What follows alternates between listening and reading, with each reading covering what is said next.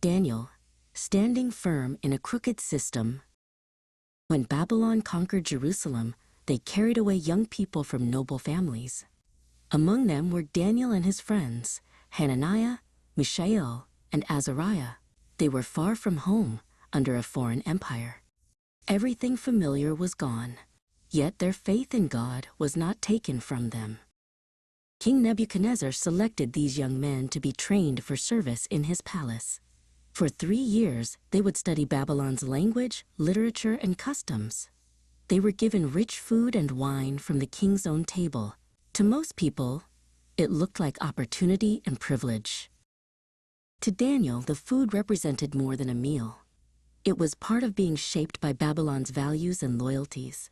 Daniel believed accepting it would compromise his faith. He did not protest publicly or insult the system.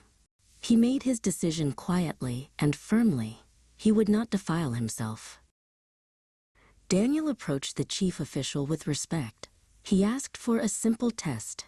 For 10 days, he and his friends would eat vegetables and drink water. Then their condition could be compared with the others. It was a careful request, marked by humility and self-control. After 10 days, Daniel and his friends appeared healthier and stronger than the others. The official allowed them to continue with their simple diet. Early on, Daniel learned that obedience to God might cost comfort, but it would not cost God's care. Daniel and his friends worked hard and learned well. God gave them knowledge and understanding.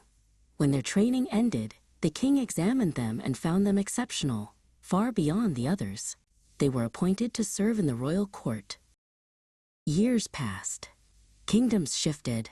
Daniel's position changed, but his character did not. His faithfulness was not tied to a single moment. It was sustained over time, preparing him for challenges that would be public and costly.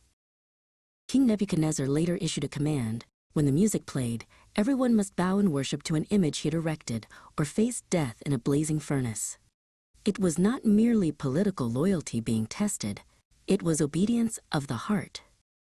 Daniel's 3 friends, Shadrach, Meshach, and Abednego, refused to comply.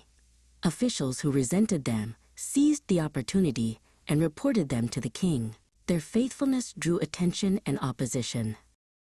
The king summoned them and issued an ultimatum: bow and live, or refuse and be thrown into the furnace. Then he asked, "Then what God will be able to rescue you from my power?" Authorities spoke confidently, assuming there would be no resistance. The 3 men answered calmly. They said their God was able to rescue them. But even if he did not rescue them, they would not worship the king's gods. Their loyalty was settled before the outcome was known. The furnace was heated intensely. The 3 men were bound and thrown inside. The heat was so severe that even approaching it was deadly. From every visible angle, the situation appeared final. But the king saw something unexpected. The men were walking freely inside the fire, unbound and unharmed, and there was a 4th person with them. When they were called out, not even the smell of smoke clung to them.